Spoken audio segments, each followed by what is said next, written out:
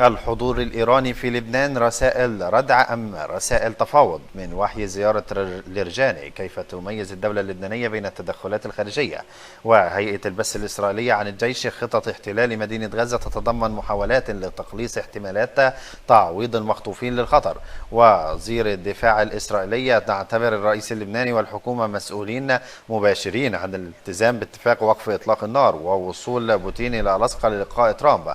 نشر الجيش يتابع تهديدات اطلقتها عشائر سوريا بشان الدخول الى لبنان وحاله طبيعيه تشهدها الحدود. متابعينا الكرام، هتتصلكم اخبار لبنان، برجاء الاشتراك في القناه، اتفعلوا زر الجرس، تدعمونا بلايك، واليكم كافه التفاصيل.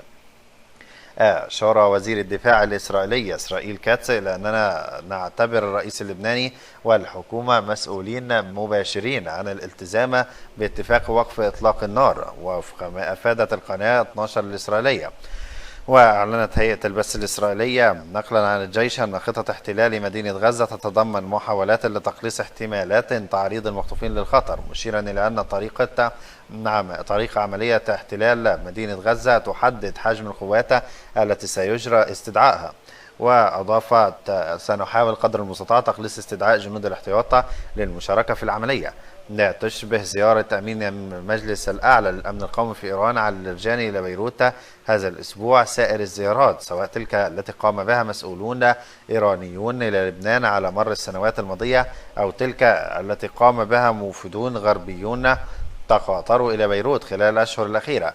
فخلاف الترحاب الذي لقيه هؤلاء جميعا، كان الحزم العنوان الأبرز في التعامل مع الزائر الإيراني عبر رسائل مباشرة تحذر طهران من التدخل في الشؤون السيادية اللبنانية.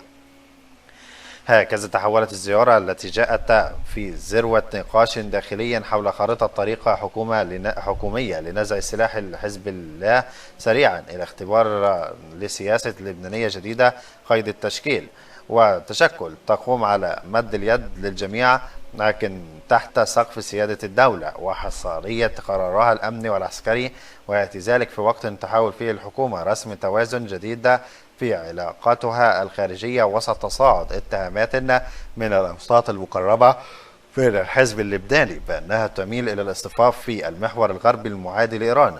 وفي القصر الجمهوري، استقبل الرئيس جوزيف عون لرجاني برسالة واضحة: غير مسموح لإيجاها حمل السلاح أو الاستخفاف بالخارج، مؤكدا انفتاح لبنان على أي تعاون في إطار الاحترام المتبادل للسيادة. متابعينا الكرام، هتصلكم أخبار لبنان، برجاء الاشتراك في القناة، فعلوا زر الجرس، والسلام عليكم ورحمة الله وبركاته.